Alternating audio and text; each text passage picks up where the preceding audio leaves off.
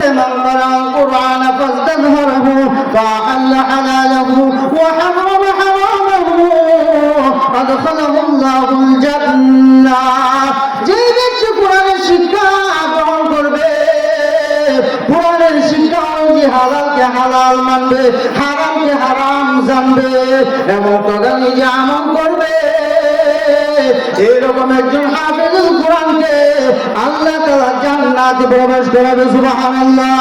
আর জান্নাতে প্রবেশ করে শেষ হবে না রে বান্দা।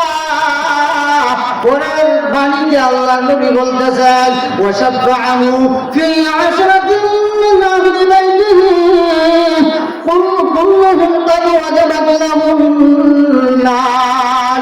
এমন 10 জন ব্যক্তিকে ওই হাবেশা সুপারিশ করে জান্নাতে নিবে যে 10 জন ব্যক্তির জন্য জাহান্নাম লেখা হয়ে গেছিল সুবহানাল্লাহ। এই জন্য একজন নবীদের উলামায়ে কেরাম বলার জন্য তালিবুল ইলম যে সমস্ত মাদ্রাসার ছাত্ররা এখানে পড়তেছে ওরা যদি রাস্তা দিয়ে হাঁটা যায় রহমতের ফেরেশতারা নূরের চাদর বিছায় দেয় সুবহানাল্লাহ। গোত্রের বিপরীতা থেকে নিয়ে সমুদ্রের মাছ পর্যন্ত তাদের মুক্তির জন্য দোয়া করতে থাকে সুবহানাল্লাহ।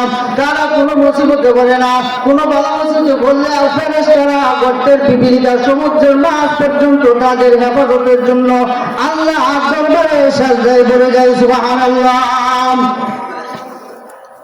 এই ব্যাপারে একটা ঘটনা আসছে যে বাগদাদের জমিনে একজন আল্লাহর ওলি ছিল যার নাম ছিল জুনায়েদ বাগদাদি। উনি বলতেছেন আমি একদিন আমার পীর আল্লামা সাহেব সত্যির দরবারে বসা ছিলাম। যখন বসা আছে এই মুহূর্তে দেখি একজন হুজুর এই যে নাইবে নবী হযরত উলামায়ে কেরাম একজন হুজুরেরা আমার উস্তাদ যে আমাদেরকে সালাম দিয়া হাও মাও করে কাঁদতেছে। হুজুর ওই আলেমের দিকে তাকায় বলে বাবা তুমি সালাম দিলাম, সালাম দেওয়ার পর আর কোনো কিছু না বললে কান্দ, তার কারণ কি? কিসের যন্ত্রণা, কিসের বেদনা? তুমি বলো কোন কারণে তুমি কান্দ? হুজুর আমি আপনার দরবারে কান্দি। এই ইসলাম কিনারে মক্তবের একটা আমি শিক্ষক ছিলাম, মাদ্রাসা আমি পড়াইতাম। কারণ আল্লাহ রাসূল বলেছেন খায়রুকুম মান তাআল্লামাল কুরআন ওয়া আল্লামা। তোমাদের মধ্যে ওই ব্যক্তি উত্তম যে কোরআন শিক্ষা করে এবং অপরকে শিক্ষা দেয় সুবহানাল্লাহ। এর চেয়ে ভালো মানুষ আর আল্লাহর জমিনে হতে পারে না। এই জন্য এই বালুকার অবিশ্বাস আল্লাহর ওলি এমন একটা উত্তম কাজের আমি দায়িত্ব দিয়েছিলাম। দিজলা নদীর কিনারে একটা মাদ্রাসার শিক্ষক আমি, ওইখানে কিছু সংখ্যক ছেলেদেরকে আমি কোরআনুল কারীম শিক্ষা দেই, নবীর হাদিস আমি শিখাই। কয়টা তো তুমি ভালো কথা, নবীর হাদিসের ঘোষণা অনুযায়ী তুমি অত্যন্ত সুন্দর কাজ করতেছো, তুমি কান্দো কেন? ও হুজুর আমি কান্দি ছাত্রদের মধ্যে কিছু কিছু ছাত্র তো উস্তাদের একনিষ্ঠ ভক্ত থাকে, কি থাকে না, যে খুব কাছের মহব্বতে সব হুজুরের ছাত্র, সব ছাত্রই কিন্তু হুজুরেরকে সমানভাবে মহব্বত করে না। দু একজন বেশি বেশি হুজুরের খাতিরনীতি করে, হুজুরের সেবা যত্ন করে, হুজুরের একরাম করে। তো হুজুর ওই মাদ্রাসার একজন ছাত্র যার নাম ছিল আব্দুর রহমান, ওই আব্দুর রহমান আমার খেদমত করত, 5 ওয়াক্ত নামাজের ওযুর পানি আনতো। আমার মাদ্রাসার সঙ্গে কোনো টিউবওয়েল ছিল না, কোনো কুয়া ছিল না, কোনো পানির ব্যবস্থা ছিল না, কোনো সাপ্লাই ছিল না। ওই দিজলা নদীর ঘাট থেকে যায় পদ্মা নিয়ে প্রতিদিন এই ছেলেটা আমার 5 ওয়াক্ত নামাজের পানি এমনকি তাহাজ্জুদ নামাজের ওযুর পানি ওই ছেলেটা আনতো। ওইটা তো ভালো কাম করতো, কান্দো কেন? হুজুর আমি কান্দি ওই ছেলেটা প্রতিদিনের ফজরের নামাজের আযানের পর, ফজরের আযানের পর অন্যান্য বাচ্চাগুলি নিজ নিজ ব্যবস্থাপনায় ওযু করছে, ওই ছেলেটা ওই নদীর ঘাটে আমার জন্য ওযুর পানি আনতে যায় বদনা দিয়া নদীর ঘাটলায় গেছে। ওই যে গেল আব্দুর রহমান তো আর ফিরে আসে না। নামাজের টাইম প্রায় শেষ হওয়ার পথে আমি ওই দিকে জায়গায় থাকতে থাকতে অন্য বিকল্প ব্যবস্থাপনায় আমি ওযু করে তাড়াতাড়ি নামাজ শেষ করছি, কিন্তু আমার আব্দুর রহমান আর ফিরে আসে নাই। আমি অন্যান্য শিক্ষক এবং ছাত্রদেরকে নিয়ে ওই তিস্তার নদীর ঘাটে যাইয়া দেখি যে বদনাটা নদীর ঘাটে ভরে আছে এবং পায়ের ঘাটের মধ্যে পায়ের পিছলা দেওয়ার একটা দাগ বোঝা যায়। এতে আমার আশঙ্কা হয়েছে আমার আব্দুর রহমান আমার জন্য পানি আনতে যখন এই নদীর মধ্যে হাত বাড়ায় বদনা দিয়া পানি উঠায়, পা পিছলা গিয়ে এই নদীর পরিবেশে চলে গেছে।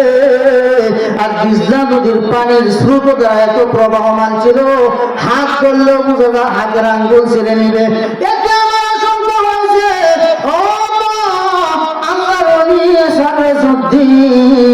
এতে আমার আশঙ্কা হয়েছে আব্দুর রহমান এই যে নদীর ঘাটে পানি আনতে গেছে, এই পেটের মধ্যে পিছলা খায়, কাদার মধ্যে পিছলা খায় নদীতে পড়ছে, ছেলেটা সাঁতার জানতো না, এতে পানির তলতে সে নিমজ্জিত হয়ে সে মারা গিয়েছে এবং পানির স্রোতে বাচ্চাল দেশে তারে বাসায় নিয়ে গেছে। কতদিন ও হুজুর, ও মাওলানা সাহেব, এই যে তুমি সিদ্ধান্ত, তুমি যদি শিওর হতে পারো যে ছেলেটা মারা গিয়েছে পানিতে পড়ে নিমজ্জিত হয়েছে, এই যে আমার কাছে আইসা কাঁদতেছে কোনো, আমি কি মরা মানুষ যাতা করতে পারবো কিনা? না হুজুর, মরা মানুষ যাতা করার জন্য আপনার কাছে আমি আসি না, আমি আসছি ওই ছেলেটার বাপ নাই, এতিম সন্তান। কি সন্তান? এতিম সন্তান, বাবা নাই, এই একটা মাত্র সন্তান এই আব্দুর রহমান। তার মানে ছোট্ট বাচ্চাটাকে ছোট খালি মানুষ করছে খুলে তাকে লয়া আর নিয়োগ করছে তার বাবাকে যে দুনিয়াতে নাই।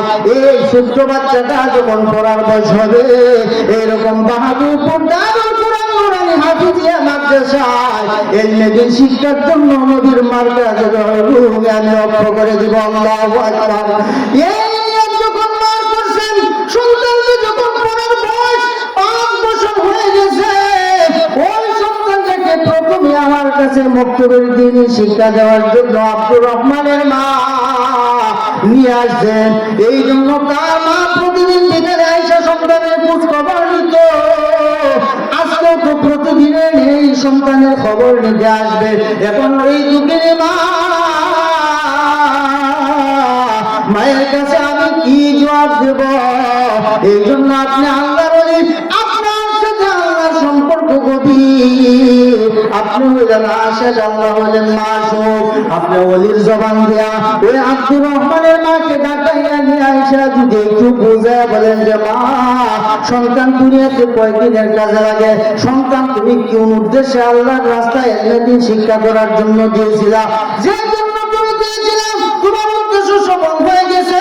কারণ একটু আগে হাদিসে বলছে মান সালাকা তরিকান ইয়ালতামিসু ফীহি ইলমান সাহহালাল্লাহু লাহু বিহি তরিকান ইলাল জান্নাহ। কোন ব্যক্তি যদি এলমেদিন শিক্ষা করার জন্য প্রত্যেকে বের হয়, এলমেদিন শিক্ষা করার জন্য যদি এলম অর্জন করার জন্য বাড়ি থেকে কোনো রাস্তা অনুসন্ধান করে, এই অবস্থায় যদি মারা যায়, নবীর ঘোষণা অনুযায়ী শহীদের মর্যাদা পেয়ে আল্লাহ তৈরিকৃত জান্নাতে চলে যাবে। সুবহানাল্লাহ। ও মা, তুমি তো জান্নাতি নেতার সন্তানের শহীদের মা হয়ে গেল। এই কথা যদি আপনি ওই ওর মাকে ডাক দিয়ে নিয়ে বুঝায় বলে, তাহলে আমি হুজুরের উপর একটু প্রেসারের চাপটা কমতে পারে। এই জন্য আপনার কাছে আসছি। জুনায়েদ বাগদাদি বলেন, ওই হুজুর যখন এই পিসাবের কাছে এই কথা বলছে, বলার পর বলেন জুনায়েদ যাও, আমি যাই মাওলানা সাহেব, তুমি চলো, আমরা তিনজনই আব্দুর রহমানের মা যেখানে থাকো ওইখানে যাব। ওনারা তিনজন গেলেন। যাওয়ার পর বাড়ির বাহিরে তাকে ডাক দিলেন, কারণ আল্লাহর কোরআন ইয়া আইয়ুহাল্লাযীনা আমানু লা তাদখুলু বুয়ুতান গায়রা বুয়ুতিকুম হাত্তা তাস্তানিসু ওয়া তুসাল্লিমু আলা আহলিহা। কোন বাড়িতে সরাসরি ঢুকবে না, কোন বাড়িতে ঢোকার আগে তুমি পারমিশন নিবার পারমিশন নেওয়ার সিস্টেম আমার আল্লাহ শিখাই দিয়ে গেছেন। ওই বাড়ির দেয়ালের পাশে যাইয়া ওই বাড়ির প্রধান ফটকের বাহিরে গেটের বাহিরে অথবা দেউরির বাহিরে যাইয়া আগে যা বলবা আসসালামু আলাইকুম ইয়া আহলাল বাইত, যে হে বাড়িওয়ালা আপনি বাড়িতে আছেন, আপনার উপর আল্লাহ শান্তি বর্ষিত হোক।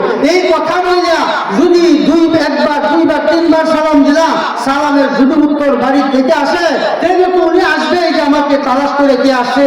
আর যদি সালামের উত্তর না আসে, বারবার যখন সালাম দিতেই থাকবে, তখন মহিলাদেরকে বলছে যদি একান্তে প্রয়োজনে সালামের উত্তর দিতেই হয়, তখন তুমি বলবা এই মহিলাদেরকে যে কেন বাড়ির কেউ নাই, মানে কর্কশ বাতায় কথা বলবা। আর বর্তমান সময়ের মহিলারা তো কেদাই সুন্দর ফেলে বাড়ির না যে আহ্বান দোয়ানে আল্লাহ পয়গম্বরের কেন পাক অনুযায়ী আল্লাহ পাক বর্ণনা করলেন যে কারো বাড়িতে ঢোকার আগে তুমি সালাম দিবা, সালামের পারমিশন নিয়ে তোমার বাড়িতে ঢোকার জন্য অনুমতি পাও, তাহলে ওই বাড়িতে ঢুকবা না, ঢুকতে পারবা না। এই জন্য আল্লাহ রাসূলের চুক্তি করে দেবার জানি এবং মাওলানা সাহেব তিনজন গেলেন যে বাড়ি থেকে সালাম দিলেন।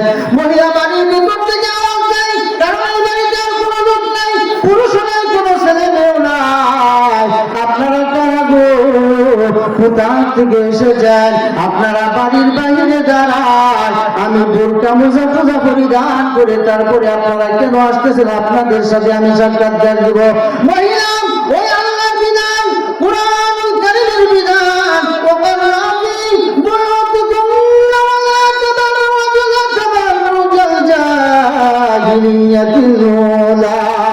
আল্লাহ পাক রব্বুল আলামিন বলেন, এই সম্মানিত নারী সমাজ, তোমরা ইয়ামে জাহিলিয়াতের যুগের মহিলাদের মতো রাস্তায় ওপারে মার্কেটে বাজারে টার্গেটে ঘোরাফেরা করিও না। কোন মহিলা যদি একমাত্র আল্লাহর বিধান অনুযায়ী চলতো, দুনিয়াতে এত পরকীয়া বৃদ্ধি পেত না, এর একজনের বউ আরেকজনের নিয়ে ভাবত না। আল্লাহর বিধান না মানার কারণে পরকীয়ার সম্পর্ক ঘনিষ্ঠ থেকে ঘনিষ্ঠতর হচ্ছে। এই মহিলা যখন আল্লাহর বিধান মাইনা বাহিরে আসলেন, আসার পর আল্লাহ সাথে সত্যি পেশাব বলতেছে, অপমান আমরা ওই মাদ্রাসা থেকে এই যে হুজুরকে চিনি, চিনি, এটা তো আমার আব্দুর রহমানের শিক্ষক। তো আমার কি হয়েছে? আব্দুর রহমান কোথায়? আমার বাড়িতে আপনারা আসছেন, আব্দুর রহমানের কিছু হয়েছে নি? তো তেমন কিছু না মা গো, তোমাকে আমরা একটু জানাই, তোমার এই সন্তানকে আল্লাহর রাস্তায় দিয়েছিলাম, আমার কাছে জ্ঞানী জ্ঞান অর্জনের বিদ্যাপীঠ। এই যিনি শিক্ষা গ্রহণ করার জন্য, যিনি শিক্ষা গ্রহণ করে তোমার সন্তান বড় হবেন, কোন বাবা অথবা মা বুক বড় আশা নিয়ে সন্তানকে এলমেদিন শিক্ষা করার জন্য মাদ্রাসায় দেয়।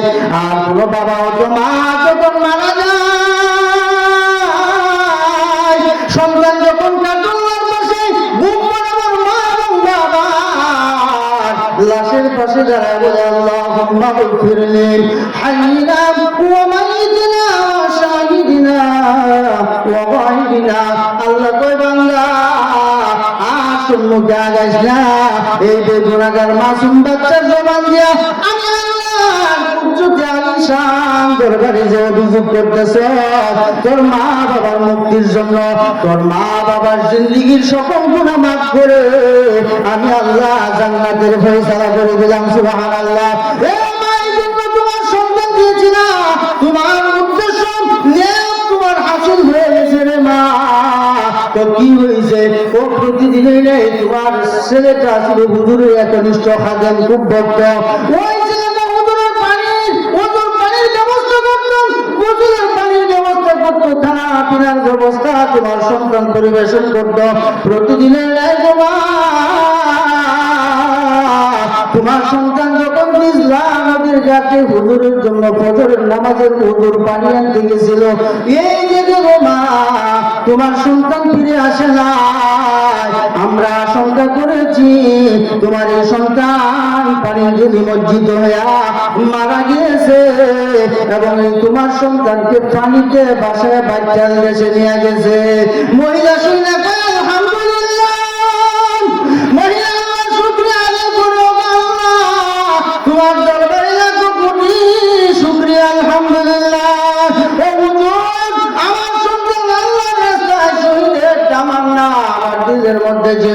শহীদের মা আমি হয়েছি, আমার মনের থেকে শুকরিয়া আদায় করলাম আলহামদুলিল্লাহ।